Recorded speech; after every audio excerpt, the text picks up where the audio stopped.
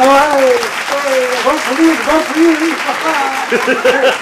Thank God there's the name. Your liberty is the game. Oh, Brad, what, you couldn't get a seat? Too much government control.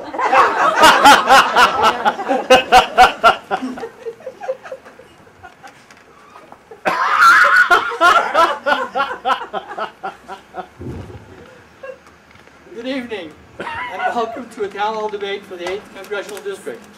We'll be covering economic and fiscal policy tomorrow night, foreign affairs next week, and tonight we get the candidates' views on the environment. Let's meet our candidates.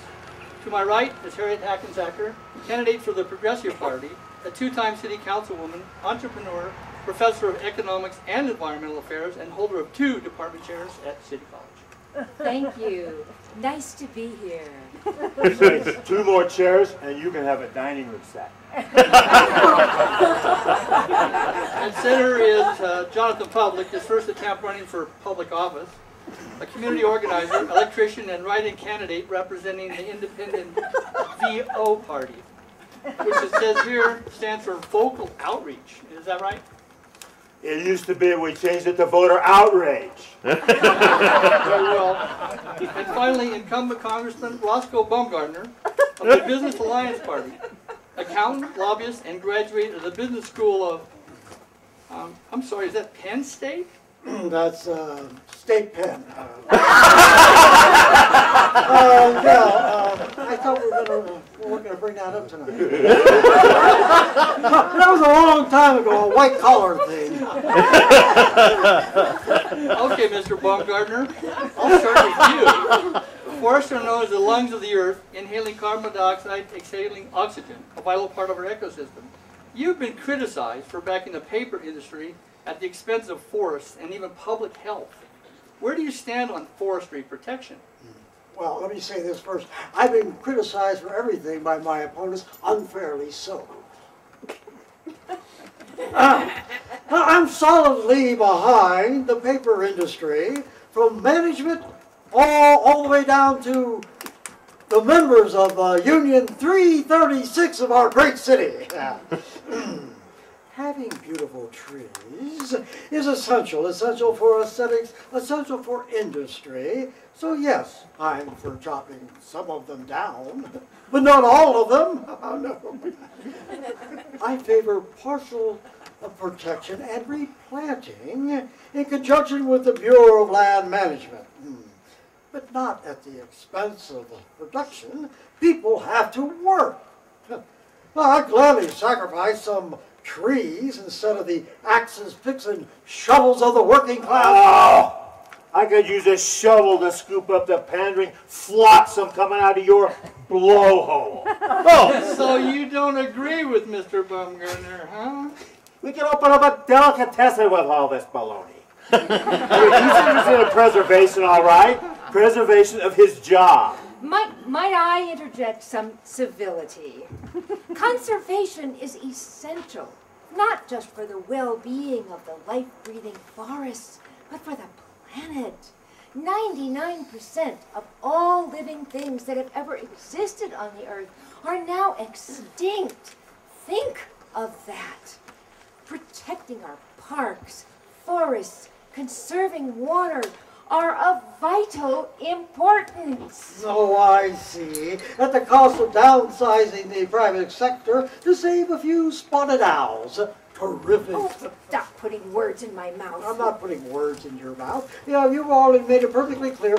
You're for big government and higher taxes, Harriet. You have more lobbies than the Vegas hotel circuit. No, well, I'm in tune with the rising confidence of consumer confidence of the American people. Oh, the only things rising since you took office are unemployment and my Irish temper. No, so the meltdown is my fault, huh? And the only downsizing will be in your poll numbers, you big fathead. So much for civility.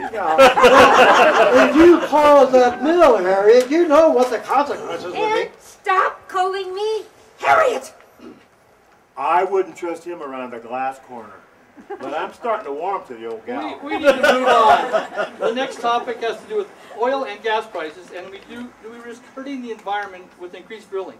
it's open to anyone. Well, it's a complex problem. On the one hand, the risks have to be assessed. An oil spill is an environmental catastrophe that kills wildlife, endangers the ecosystem, hurts tourism, devastates the food supply, not only animals, but ours. But on the other hand, oil is the lubricant that drives our economic engine.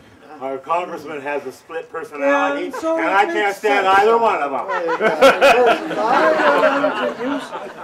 And reduce our dependency on oil. With electronic cars, solar power, turbines, and nuclear energy, that is the primary job of the private sector. Government should set the policy and then get out of the way and let the global markets decide demand. You know, if I didn't know you were a crook, I'd think you were on the level. Congratulations, Congressman. You are proof of an old saying. How do we know that? Life is light travels faster than sound because everybody appears bright until they open their mouths. If complaining were an Olympic event, you would sweep the gold. First, I'd like to apologize to the congressman for my outburst. These are important issues which bring frustration as there seem to be so few solutions. Second, our addiction to oil is suicidal. Oil is not renewable, and at some point we're going to run out. And instability in oil-producing nations directly affects gas prices, which weakens our economic recovery. I agree with the congressman on the need for electric cars and solar power, but disagree on how to get there. The government should take a greater role, Well, as there you it go has again, with Harriet. the Hoover Dam, the interstate highway system, the GI Bill. I still believe that less government and fewer taxes would be more money in everybody's pocket. At last, something we can agree on. Can you loan me $50 till payday? Next subject is global warming. Congressman, you have voted against climate change initiatives. Why? Well, because there's no man-made global warming.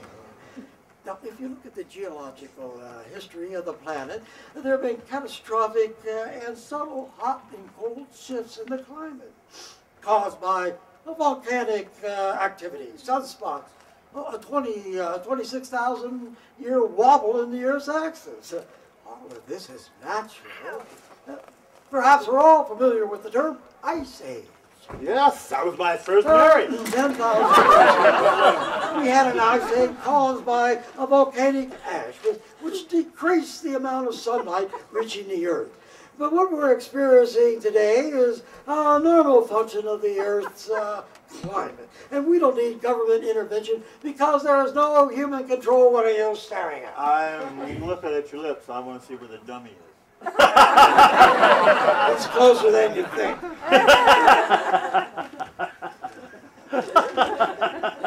You're not helping global temperature with all this hot air. You're the only thing you're worried about. There'll be no party ice in 20 years. Remember, he voted for the same president who said America could lower its temperature by changing from Fahrenheit to Celsius.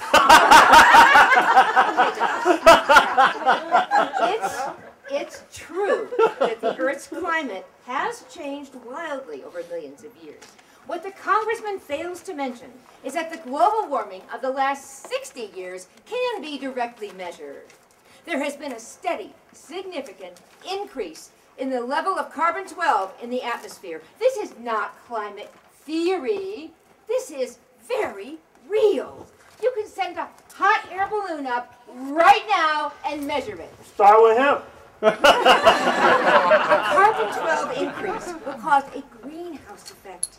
As an educator who has studied the phenomenon, I can tell you that the three major sources of carbon-12 are volcanic activity, the melting of frozen methane, burning fossil fuels. Now, over the last 100 years, there have been no more volcanic eruptions than usual. The frozen methane under the oceans is not melting.